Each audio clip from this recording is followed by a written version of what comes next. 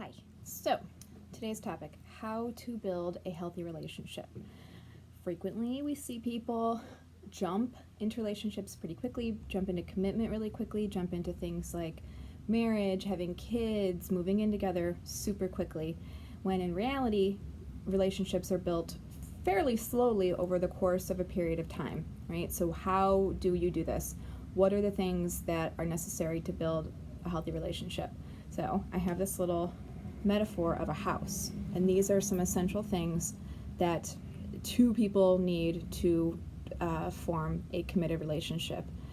But not all friendships that we have are going to be at the highest peak of the house, and instead they might be more in the middle floors or the bottom floor, and that's completely okay, because we have friendships with people at work that might be more like acquaintanceships. We have best friends, we have family that we see and we talk to, we just might not do the same activities with, and I'll explain these different levels right now. But not every friendship we're going to have is going to be our best friend or our partner, our husband, wife, our life partner, basically, okay?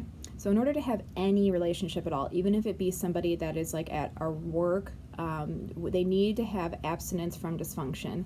And you as well need to have abstinence from dysfunction. So what the heck does that mean? That means that we need to be working towards being healthy. This obviously doesn't track with a lot of people who have relationships. A lot of people do have dysfunction and still have relationships. So what it actually means is, in order to have a healthy relationship, both people need to be free, abstinent from things that are unhealthy. That could be using behaviors like abusing drugs, alcohol. That could be anger issues. It could be problems with serious, character defects like infidelity, or what else? Maybe even issues of extreme anxiety. Things that stay in the way of a relationship, like are a barrier to a relationship. They need to be free from. And so, in order to do that, if you don't have that yet, it's not a good idea to start all of these new close friendships, or not even that. It's not a good idea to start a romantic relationship. You can have friends, and in the process of becoming free from dysfunction, for example, trying to get sober, you can go to recovery meetings and make a lot of acquaintances. But before you're going to be able to have super healthy friendships with those people, you have to work on yourself, which you're doing by going to recovery meetings in the first place. But therapy is a great way to get to that point of being free from dysfunction. We're working on yourself through church or volunteering or self-help books, but coming to see us is a really good idea.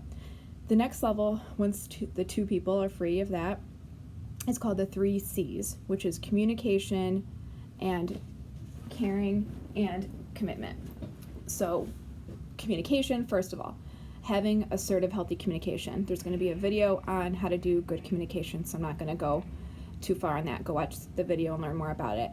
Having caring for each other, both wanting to take care of each other, that's not what I mean either.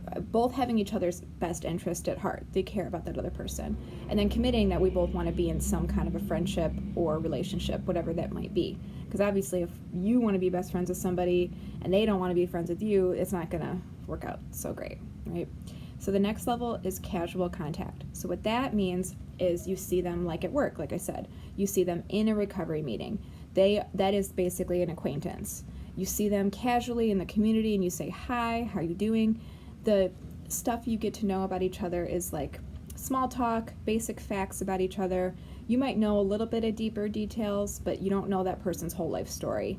AA and NA, Celebrate Recovery, those things are different because that's kind of the point why you're there, is to share issues you're having, but you don't know everything about that person, right? You see them in the context of the group or the meeting or church, wherever it may be. But this is a great way to start. If you don't know how to build close friendships, it's a great place to start. You can go to church and start making some acquaintances. Even volunteering somewhere is a really easy way to start making friends, because you're both doing the same kind of things together, which then can take you to the next step, which is something called companionship. Having casual contact first. Let's say you meet somebody at work.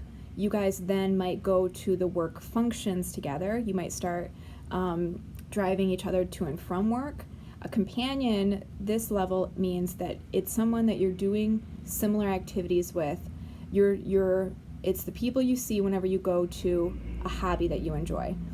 And you really only see them at that hobby. That's why it's a companion versus a friendship. You only see that person when you're at work, but you're pretty close to them at work. So the activities you're doing together are working or driving each other to and from work. You only see that person when you want to go see this specific musician, and you call each other up and say, this person's coming into town, let's go see them. That's a companion. Whenever you guys want to go see a new movie, you call that person up, but you won't hang out with them doing a bunch of different activities. The difference here is that the activity is more important than the person. So if they both agree to do a movie, you go to a movie. But if you want to go to a movie and that other person doesn't want to go to a movie, then you say, okay, I'll talk to you later, and you actually don't hang out with them. You go find someone else to see the movie with. The activity is more important. Friendship is the opposite. Friendship is the person's more important than the activity.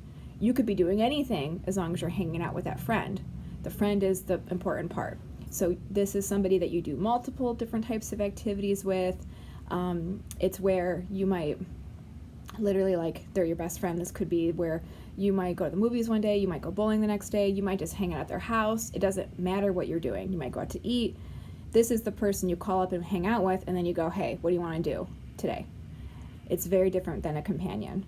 They're in multiple areas of your life, if that makes sense. But it's not romantic at this level. It's purely platonic, just friendship. Romantic love, the next one, is higher than that. You have the components of friendship in there, but you also have the sexual aspects and the romantic aspects of it. This is right very close to the top floor. You are more invested to this person. So a friendship, they're in all areas of your life but sexual. Romantic they're in all areas of your life, including sexual. And so this is people that we are, boyfriend and girlfriend with, that, this could even be something like, you could be living together at this point even, maybe you've moved in together, but this is not something that happens immediately. This shouldn't be happening immediately. This should be after getting to know that person. Because all these other levels, if they're skipped, including communication level here, then you don't know that person well. And this is not saying that people can't have casual sex. This is just saying, and it's safe sex, by the way, this is just saying that if you want to be with someone on a deeper level, it can't be done in a matter of weeks. It takes months and months to build up to this healthy level of romantic love, where you are able to be intimate and vulnerable with that person, to communicate about your needs in any area, including sexually. That's not a casual hookup, right? Then committed love would be the next step, which is when people are committed to being together for a long period of time. That doesn't have to be marriage either. Not everyone gets married. It can be we're living together now, we are deciding to have kids, we're deciding to like, you're going to my family functions, I'm coming to your family functions. It's higher than just dating somebody. You're committed to that person. It's your partner. And they might not be your partner forever, but for right now, it's a longer term relationship, right? And this type of love, in order to keep this going, people need things like respect for one another, compromise with each other. Trust is huge in this area. Communication, like I said, down here, have to have it, have to be able to talk about life issues with each other, have to be able to talk about emotions and problems we're having. If I have a problem with you, I need to be able to tell you about it.